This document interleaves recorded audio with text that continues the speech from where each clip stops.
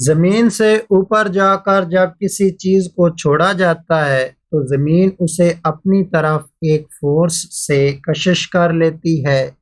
اسی طرح دو میگنیٹس یا مقناطیس کو ایک دوسرے کے قریب رکھیں تو یہ ایک دوسرے کو اٹریکٹ کرنا شروع کر دیتے ہیں۔ ان میں سے اگر ایک میگنیٹ کو الٹا کر دیں تو پھر یہ ایک دوسرے کو ریپیل کرنا شروع کر دیتے ہیں۔ تو یہاں ایک باڈی دوسری باڈی پر اٹریکشن یا ریپیلشن کی شکل میں اپنا اثر شو کر رہی ہے۔ بالکل اسی طرح دو چارجز بھی ایک دوسرے پر اٹریکشن یا ریپیلشن کی شکل میں اپنا اثر شو کرتے ہیں۔ جیسے یہاں آپ کو ایک میگنیٹس یا مقناطیس دکھایا گیا ہے، اس کے ارد گرد ایک خاص علاقہ ہوگا جہاں تک یہ اپنی میگنیٹ فورس کو کسی دوسری باڈی پر شو کر سکتا ہے۔ جیسے یہاں ایک لوہے کا ٹکڑا اس میگنیٹ سے باہر پڑا ہے تو یہ میگنیٹ اس کو ہرگز اپنی طرف اٹریکٹ نہیں کر پا رہا، کیونکہ یہ لوہے کا ٹکڑا اس میگنیٹ سے اتنے دور فاصلے پر پڑا ہے کہ وہاں تک اس میگنیٹ کی اپنی میگنیٹ فورس جا ہی نہیں سکتی۔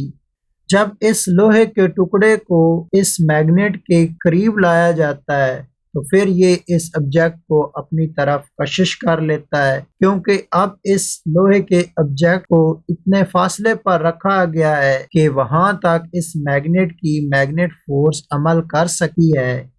تو وہ جگہ جہاں تک اس میگنیٹ کی میگنیٹ فورس جا سکتی ہے یا وہ کسی دوسرے آبجیکٹ کو اپنے اثر میں لا سکتی ہے، اس جگہ کو، اس علاقے کو اس مقناطیس کا فیلڈ کہیں گے۔ بالکل اسی طرح ایک چارج کے گرد بھی ایک علاقہ ہوتا ہے جہاں تک وہ کسی دوسرے چارج پر اپنا اثر شو کر سکتا ہے۔ اب سوال یہ ہے کہ کسی بھی باڈی پر چارج کیسے آتا ہے؟ ہم یہ جانتے ہیں کہ تمام قسم کے میٹر ایٹم سے مل کر بنے ہیں، جبکہ کسی بھی ایٹم میں ان کے ویلنس الیکٹران کا نیوکلس کے ساتھ بانڈ بہت ویک ہوتا ہے۔ انہیں تھوڑی سی انرجی ملنے پر وہ نیوکلس سے آزاد ہو کر پوری میٹر میں ادھر ادھر حرکت کرنا شروع کر دیتے ہیں۔ ان الیکٹرانز کو فری الیکٹرانز کہا جاتا ہے۔ تو جب بھی ہم ایک باڈی کو کسی دوسری باڈی پر رب کرتے ہیں، رگڑتے ہیں، تو یہ فری الیکٹرانز فرکشن کی وجہ سے ایک باڈی سے دوسری باڈی پر منتقل ہو جاتے ہیں۔ تو جس باڈی پر یہ الیکٹرانز منتقل ہوتے ہیں اس باڈی پر نیگیٹو چارج آ جاتا ہے، اور جس باڈی سے یہ الیکٹرانز نکلتے ہیں وہاں الیکٹرانز کی کمی واقع ہوتی ہے، جس کی وجہ سے وہاں پازیٹیو چارج شو ہو جاتا ہے۔ اس طرح ایک باڈی پر پازیٹیو چارج آنے پر اور دوسری باڈی پر نیگیٹو چارج آنے پر یہ دونوں باڈیز ایک دوسرے کو اٹریکٹ کرنا شروع کر دیتی ہیں، ایک دوسرے کو کشش کرنا شروع کر دیتی ہیں۔ اسی طرح اگر مختلف چارج والی باڈیز لی جائیں تو ان میں سے کچھ باڈیز ایک دوسرے کو اٹریکٹ کریں گی اور کچھ باڈیز ایک دوسرے کو ریپیل کریں گی۔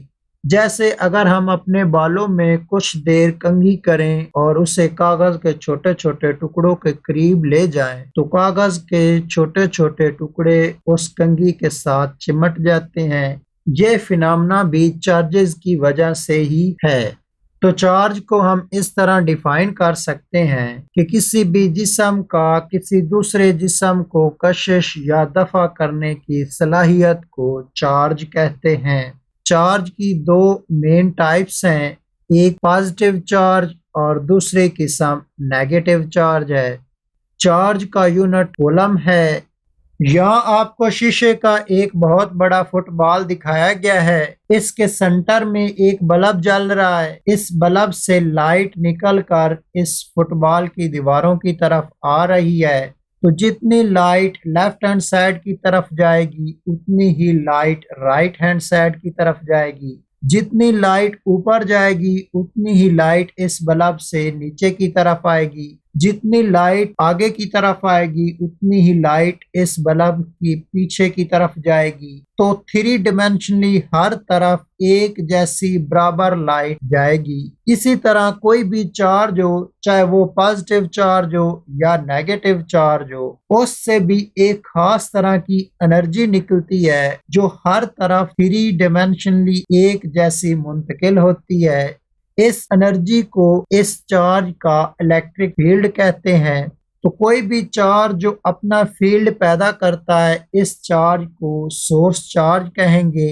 کسی بھی سورس چارج کے فیلڈ کو چیک کرنے کے لیے ایک پوائنٹ چارج استعمال کیا جاتا ہے۔ اس پوائنٹ چارج کو ٹیسٹ چارج کہتے ہیں۔ ٹیسٹ چارج کا اپنا فیلڈ نہ ہونے کے برابر ہوتا ہے۔ تو ایک ٹیسٹ چارج جب کسی سورس چارج کے فیلڈ سے باہر پڑا ہوتا ہے تو تب یہ سورس چارج اپنی الیکٹروسٹیٹک فورس اس ٹیسٹ چارج پر نہیں لگا پاتا، لیکن جب اس ٹیسٹ چارج کو اس سورس چارج کے قریب لایا جاتا ہے تو پھر یہ سورس چارج اس ٹیسٹ چارج کو یا تو اٹریکٹ کر لیتا ہے یا ریپیل کر دیتا ہے۔ تو کسی بھی چارج کے ارد گرد وہ جگہ، وہ علاقہ جہاں تک یہ کسی دوسرے چارج کو یا تو اٹریکٹ کرے یا ریپیل کرے، اس علاقے کو، اس جگہ کو اس چارج کا الیکٹرک فیلڈ کہتے ہیں۔ فیرڈے کی الیکٹرک فیلڈ تھیوری کے مطابق اگر دو اپوزٹ چارجز ہوں تو وہ ایک دوسرے کو اٹریکٹ کرتے ہیں کہ ایک چارج پازیٹیو ہو اور دوسرا چارج نیگیٹو ہو تو یہ دونوں چارجز ایک دوسرے کو کشش کریں گے۔ اسی طرح سیم چارجز ایک دوسرے کو ریپیل کرتے ہیں کہ دونوں چارجز پازیٹیو ہیں تو یہ ایک دوسرے کو دفع کریں گے، یا دونوں چارجز نیگیٹو ہیں تو یہ بھی ایک دوسرے کو دفع کریں گے۔ ایک پازیٹیو چارج ہو یا ایک نیگیٹو چارج ہو تو ان چارجز کے فیلڈ کو شو کرنے کے لیے ان کے ارد گرد اس طرح کی لائنز لگائی جاتی ہیں۔ ان لائنز کو الیکٹرک فیلڈ لائنز کہتے ہیں۔ ایک پازیٹیو چارج سے اس کے سینٹر سے باہر کی طرف لائنز لگائی جاتی ہیں، جبکہ ایک نیگیٹو چارج کے سینٹر کی طرف اس کی الیکٹرک فیلڈ لائنز لگائی جاتی ہیں۔ یہ لائنز ان چارجز کے الیکٹرک فیلڈ کی ڈائریکشن کو شو کرتی ہیں۔ یہ لائن مائیکل فیرڈے نے متعارف کروائی تھی۔ ایک پازیٹیو چارج سے فیلڈ لائن باہر کی طرف کیوں لگائی جاتی ہیں اور ایک نیگیٹو چارج سے فیلڈ لائن اندر کی طرف کیوں لگائی جاتی ہیں؟ اس کی وجہ یہ ہے کہ اگر ان چارجز کو بطور سورس چارج لیا جائے اور ایک ٹیسٹ چارج اس پازیٹیو چارج کے قریب رکھا جائے، یہ پازیٹیو چارج کو ریپیل کرے گا تو یہ چھوٹا ٹیسٹ چارج اس سے دور جائے گا۔ اس لیے ایک پازیٹیو چارج سے فیلڈ لائن باہر کی طرف لگائی جاتی ہے۔ اسی طرح اگر اس چھوٹے ٹیسٹ چارج کو اس بڑے نیگیٹو چارج کے قریب لایا جائے گا تو یہ نیگیٹو چارج اسے اپنی طرف اٹریکٹ کر لے گا، اس لیے ایک نیگیٹو چارج کے اندر کی طرف فیلڈ لائن لگائی جاتی ہے۔ تو اس طرح یہ فیلڈ لائن ان چارجز کے الیکٹرک فیلڈ کی ڈائریکشن کو شو کرتی ہیں۔ دو اپوزٹ چارجز کی فیلڈ لائنز آپ کو یہاں دکھائی گئی ہیں کہ فیلڈ لائن پازیٹیو چارج سے نکل کر نیگیٹو چارج کے اندر انٹر ہوں گی، تو دو اپوزٹ چارجز کی فیلڈ لائن کی شیپ اس طرح کی ہوگی۔ یہ فیلڈ لائن امیجنری ہوتی ہے، حقیقت میں اس طرح کی کوئی بھی لائن کسی چارج کے ارد گرد موجود نہیں ہوتی۔ جس جگہ یہ لائنز زیادہ قریب ہوتی ہیں وہاں فیلڈ بہت زیادہ سٹرانگ ہوتا ہے، اور جس جگہ یہ لائنز ایک دوسرے سے کافی فاصلے پر ہوتی ہیں وہاں فیلڈ کمزور ہوتا ہے۔ دو سیم چارجز کی فیلڈ لائنز آپ کو یہاں دکھائی گئی ہیں، چاہے یہ پازیٹیو چارجز ہوں یا نیگیٹو چارجز ہوں، ان فیلڈ لائن کی شکل بالکل اسی طرح ہی ہوگی۔ یہاں یہ بھی واضح ہو رہا ہے کہ یہ فیلڈ لائن کبھی بھی ایک دوسرے کو کراس نہیں کرتی، کبھی بھی ایک دوسرے کے، جہاں فیلڈ لائن ایک دوسرے کے قریب آئیں گی وہاں یہ ایک دوسرے کو ریپیل کر کے اپنا راستہ موڑ لے گی، کبھی بھی ایک دوسرے کے اندر ہٹ نہیں کریں گی۔ تو یہ فیلڈ لائن ایک چارج سے جب شروع ہوتی ہے تو یہ کہیں ختم نہیں ہوتی بلکہ یہ انفینٹی تک جاتی ہیں۔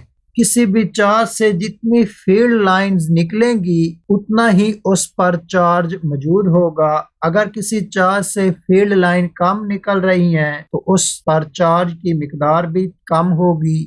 تو کسی بھی چارج کا اگر ایک ٹینجنٹ لیا جائے تو فیلڈ لائن اس ٹینجنٹ کے پرپینڈیکولرلی نکلے گی۔ تو اس طرح کسی بھی چارج کا الیکٹرک فیلڈ یا اس کی فیلڈ لائن ایک چارج کی سرفیس کے پرپینڈیکولر ہوتی ہیں۔